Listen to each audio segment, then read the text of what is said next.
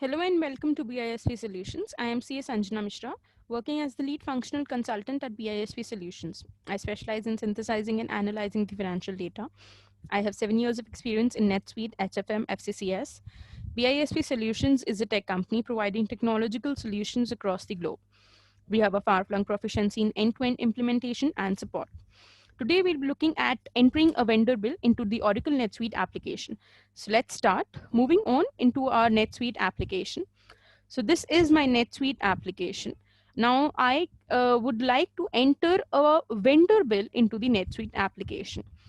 Now entering a vendor bill into the NetSuite application is actually one is you have created a purchase order, you have received an item and you bill against that particular purchase order.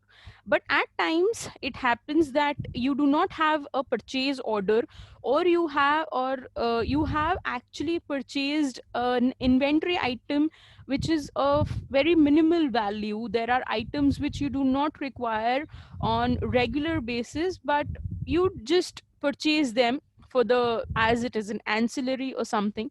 So you do not create a purchase order, you do not have any things like that. You directly bill it into this billing, that is, you enter the bill into the application. So and also that can happen that you have had certain expenses and you want to bill those expenses so that they come into your payments list and you can pay it again for to the vendor.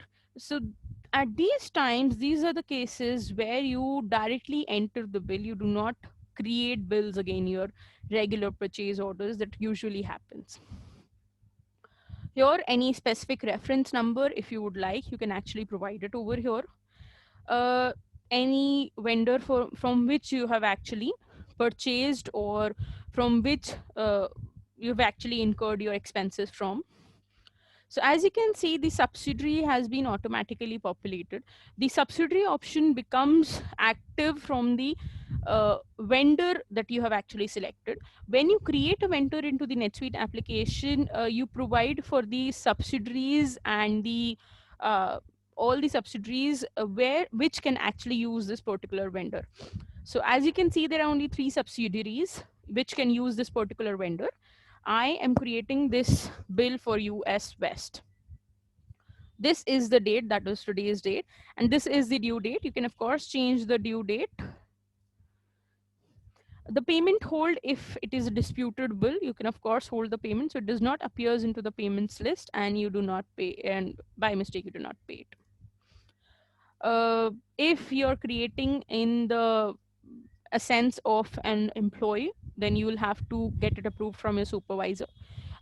Since I have logged in as an administrator, I am approving the bill automatically. If it was pending for approval, you would have selected the next approver, that is who is your supervisor. Exchange rate, the spot exchange rate, current exchange rate, or month end exchange rate, average exchange rate, whichever exchange rate you would like to put up in case if the entered currency and the reporting currency is different. Posting period, if you are uh, entering a bill for any prior periods. Memo, if you would like to put up. Now coming to the form, of course you can customize the forms, that is the form that we are using to enter the bill. You can customize it depending on your preferences or depending on your organization of all the information, customizing the information that you would like to see or put into the bill. Now this is a custom form. We can anytime shift to a standard vendor bill. So this is the standard vendor bill form that we have.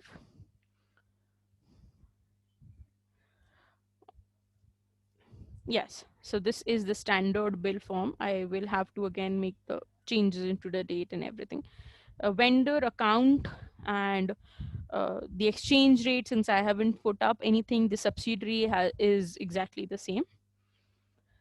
Now let's say I would like to prepare a bill for an expense. I can actually select the expense from here There are certain miscellaneous expenses. The account is automatically being selected. Amount uh, for which is this particular expense for, any expense for office repairs or something, any kind of expense, department, class, location, billable.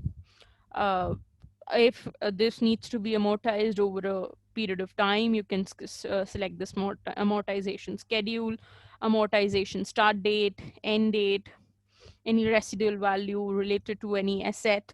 You can, of course, put up all this information, you can actually put up.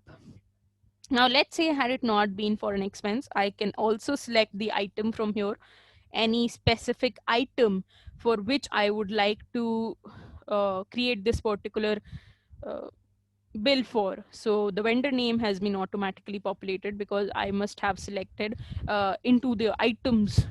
When I created this particular item, the vendor was automatically selected. Quantity, rate has been automatically populated, but still, if you want to change, you can change the rate. And class, location, which is necessary, in which location you have actually received it. Since we are not creating it against a purchase order that was created and item was received, the location would have been actually class taken up from there. But since we are directly putting it up without a purchase order, so you will have to specify the location where you have actually received this particular item. And once you have actually created uh, or filled up all this information, you can just save the bill. Since I would not like to create it for an item, I want it to be created for an expense. This was all the information that I wanted to put up into this particular bill, and now I'm going to save it. So I've saved the bill.